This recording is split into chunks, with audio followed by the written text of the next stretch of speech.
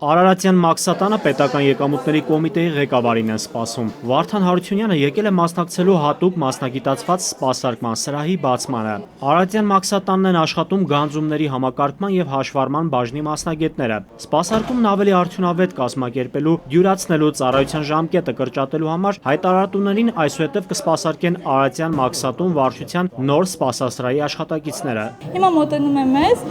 սենյակում նստած են տարբեր գործառույթներով զբաղվող աշխատակիցներ եւ բոլորը կատարում են գործառույթները, հայտարարություն արդեն մաքսազերծած բեռով կարող է գնալ պահեստի ստանալ իր բեռը։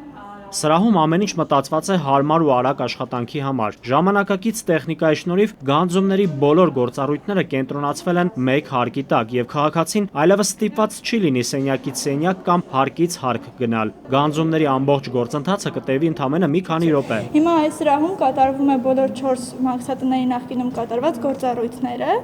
եւ տարբեր մաքսատների աշխատակիցներ կան, այսինքն բոլոր մաքսատանը գործերը կատարվում են։ Թերի ոչինչ չի մնում։ Նախինում եթե սենյակից սենյակ գնում են մի գործառույթը, վճարման համար մի հատ ուրիշ սենյակ, չգիտեմ, մյուս հաշվառման գործընթացի համար ուրիշ սենյակ, այժմ հիմա մեկ վայրում աղջիկները նստած են, հերթով կմոտենան աշխատակիցներին եւ արագ սպասարկվեն։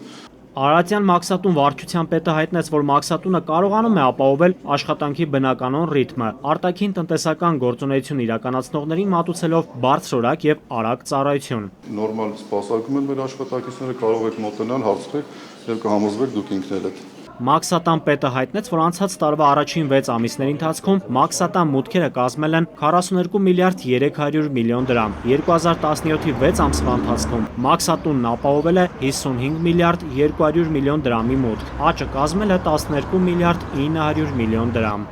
Նայիրի Մուրադյան, Արմեն Շահոյան, ժամը լրատվական։